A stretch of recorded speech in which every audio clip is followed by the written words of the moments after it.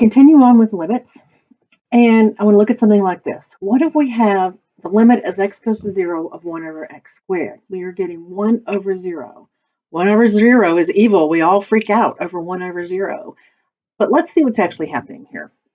If I plug in numbers closer and closer to 0, notice that plus or minus, it doesn't matter. The number is getting huge. So as x is going to 0, it looks like 1 over x squared is going to infinity. So that's what we're going to say. Now, infinity is not a number, so technically the limit does not exist. But we say, well, it doesn't exist, but we're going to call it infinity because it actually is going to infinity, but infinity is not a number. So we can get more and more pedantic about all this. But when we have infinity, we're going to write infinity. So 1 over x squared as x goes to 0 is infinity. And if we graph it, we can see that, yes, as I approach 0 from the left and the right, my function is heading up to infinity. So that's why this section, we're looking at limits involving infinity. So let's look at this function. We have a vertical asymptote. When you have a vertical asymptote and you have a limit approaching that vertical asymptote, you will have plus or minus infinity. That's the whole point of a vertical asymptote. You either zoom up or zoom down. So I'm looking here, we have a vertical asymptote at x equals a. As I approach it from the left and as I approach it from the right, in both instances, I'm getting negative infinity.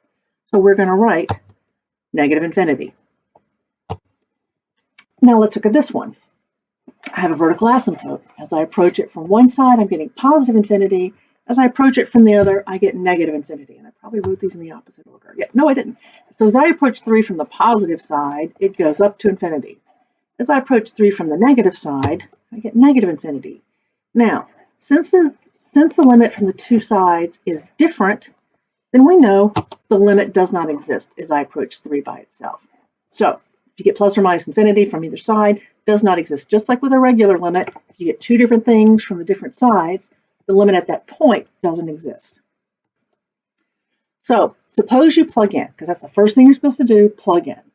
And you get c over 0, where c is not equal to 0. If you are doing a one-sided limit, the answer will be either positive infinity or negative infinity. You must get one or the other if it's a one-sided limit.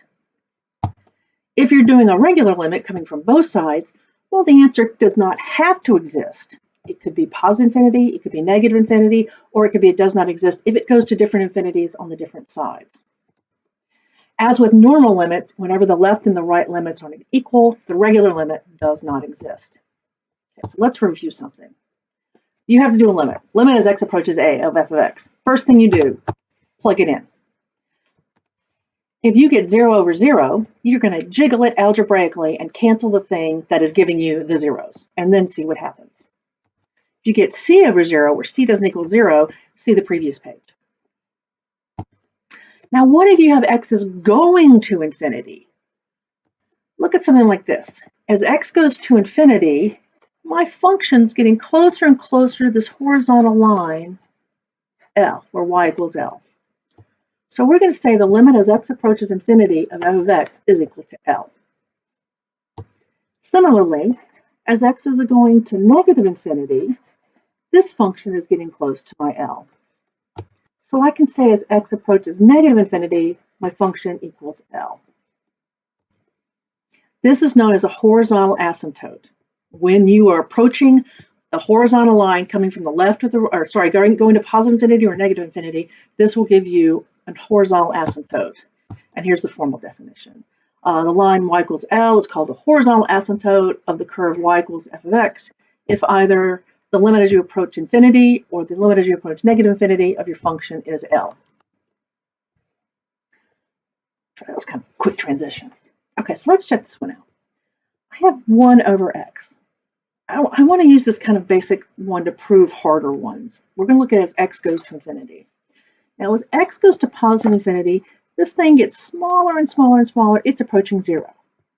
As I go to negative infinity, this function is getting smaller and smaller. It's approaching 0. So I know that the limit as x approaches 0 of 1 over x equals 0. And as I approach negative infinity, 1 over x goes to 0. Think of it as there's one keg of beer and everybody shows up, you don't get much. That's how I like to think about it. So we're going to use this to help us do grosser ones, like this one. Now, look at this one. You plug in. You get infinity on top, infinity on bottom. So what is infinity over infinity? Well, it turns out that there are different sizes of infinity. It could be infinity. The answer could be 0, or it could be pi, or 17, or any number you wanted to make it be. So we need to figure out a way of figuring out what this is. So the trick we're going to do is I'm going to divide the top and the bottom by x squared, and you'll see why in a minute. So I'm dividing the top by x squared and the bottom by x squared, keeping in mind that that is the main fraction bar. And now let's simplify. 3x squared over x squared is 3. Negative x over x squared is negative 1 over x. 2 over x squared is 2 over x squared. And then I do the same thing on the bottom. So we'll get 5 plus 4 over x plus 1 over x squared. Now let's look at the limit. 1 over x is going to 0 as x goes to infinity, so it's gone. And 2 over x squared is going to 0, so it's gone. These two things on the bottom are going to 0, so they're gone. The only thing that's left is this 3 and this 5. So my limit is 3/5. See, that's kind of cool. And in fact, we're going to get to the point where we go, like in the next slide. Oh, look at this. The degree of the top is 2. The degree of the bottom is 2. All I care about is that. The answer is 3/5. So let's say you have, in general, the limit as x goes to infinity of f of x over g of x. And both f and g are going to plus or minus infinity. Well, if f of x is faster, the limit's infinity. If g of x is faster, then the limit is 0. If they are both polynomials of the same degree, the limit is the ratio of the leading coefficients. Now, the reason that's wordy is polynomials are the only time we get two functions going at the same rate. If I have a polynomial and an exponential, exponentials are faster. If I have a polynomial and a logarithm, logarithms are slower. So it's only when we have to compare polynomials in terms of speed that they might be the same speed. And in general, the higher the degree of the polynomial, the faster it goes. So let's look at 3 quick examples. Here, the degree of the top is 2, because that's the highest power of the top. The degree of the bottom is 3. 2 is smaller than 3, so the top is going slower. We get a 0.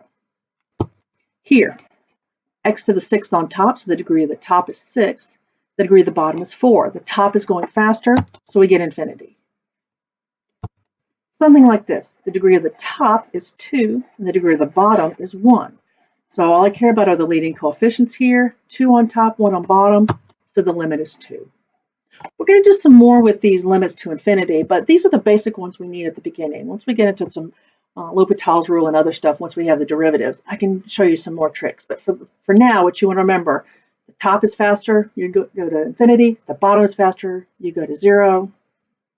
And if they're the same, you do a ratio of the top and the bottom. And that's what we have when we have limits at infinity.